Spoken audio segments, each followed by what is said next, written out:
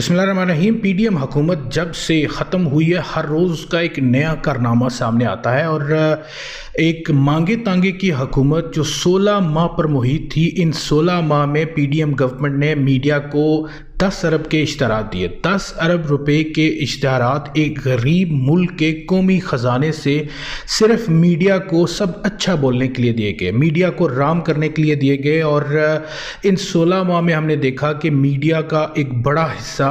PDM हुकूमत को ज़बरदस्त दिखा रहा था और ये नैरेटिव बिल्ड करने की कोशिश कर रहा था कि ये हुकूमत महंगाई को ख़त्म करने आई है, और जो मीडिया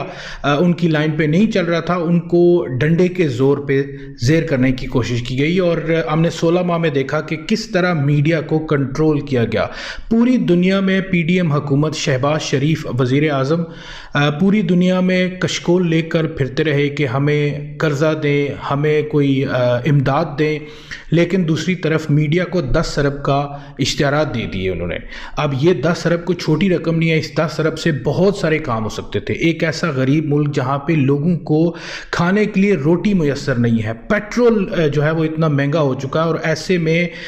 मुल्क की जो हुकूमत है वो 10 अरब रुपए के इश्तहारात जो है वो मीडिया को देकर सिर्फ अपने अच्छा हो कि सब अच्छा है कि दिखाने के लिए इतने पैसे खर्च कर रही है। बड़े अफसोस की बात है, बड़ा अजीब व गरीब किस्म की सूरत हाल है, और ये आइंदा आने वाले दिनों में बहुत सारी चीज़ें अभी सामने आएंगी। आपको पता चलेगा कि इन 16 माह में इस हुकूमत ने क्या कारनामे सर अंजाम दिए, और ये दिन ब दिन हर एक नए दिन के साथ एक नई स्टोरी जो है वो हमें मिल रही है, और आप देखेंगे कि और मज़ीद भी कहानियाँ इस तरह की सामने आएंगी। और दूसरी तरफ मुल्क से सियासतदान अब माइनस हो चुके हैं, क्योंकि हुकूमत तो जा चुकी है और उसके बाद निगरान सेटअप भी आ चुका है, और इस वक्त इस्टेब्लिशमेंट मुल्क की जो इकॉनमी है वो ठीक करने में लग चुकी है, मुल्क में करप्शन ख़त्म करने में लग चुकी है, और आर्मी चीफ मैदान में आ चुके हैं। वो ख़ुद तमाम बिजनेसमैनों से 1-to-1 मुलाकातें कर रहे हैं, लोगों को अश्योरिटी दे रहे हैं और ये गारंटी दे रहे हैं कि वो मुल्क में बेहतरी लाएंगे। इस हवाले से क्रैकडाउन भी शुरू कर दिया गया है, सिंध में भी काफ़ी सारी कार्रवाइयाँ की जा रही हैं। डॉलर को जिन लोगों ने स्टॉक किया है, चीनी स्टॉक की हुई है, बाकी इस तरह की जो चीज़ें हैं उस पर काम शुरू कर दिया गया है, और ये कहा जा रहा है कि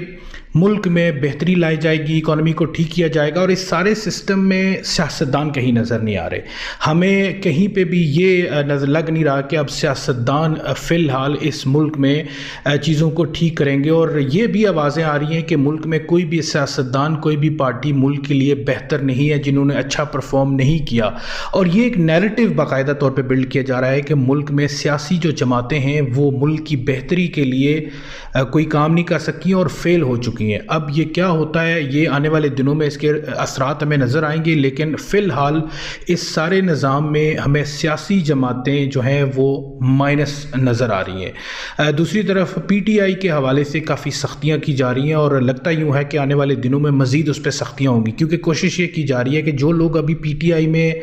बच गए हैं उनको भी किसी तरह से उस जमात से फारिग किया जाए। अगर वो किसी और जमात में नहीं जाते तो कम अज़ कम उनको सियासत से ही फारिग कर दिया जाए, ताकि पीटीआई का टिकट लेने वाला कोई भी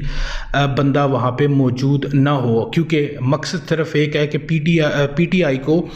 बैलेट पेपर से उतारना है, और उस पर भरपूर काम किया जा रहा है, ज़ोर शोर से काम किया जा रहा है। और ज़ाहिर है इमरान खान तो जेल में है, और इलेक्शन से पहले उनके आने की कोई उम्मीद भी नहीं है, बल्कि इलेक्शन के बाद भी काफ़ी अरसे तक उनका आना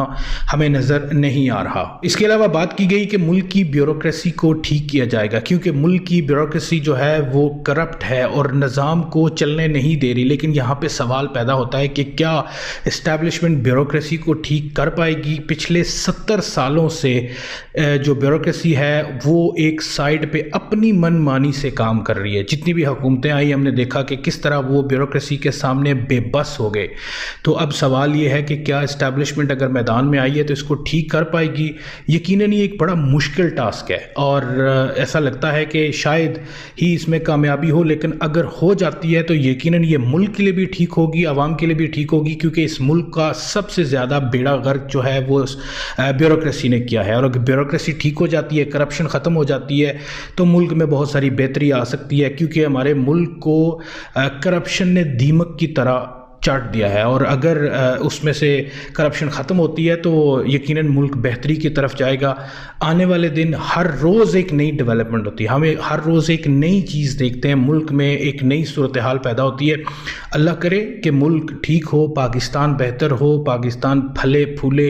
लोगों के मुश्किलात जो हैं वो ख़त्म हो, लोगों के मसाइल ख़त्म हो, महंगाई ख़त्म हो, मुल्क में स्टेबिलिटी आए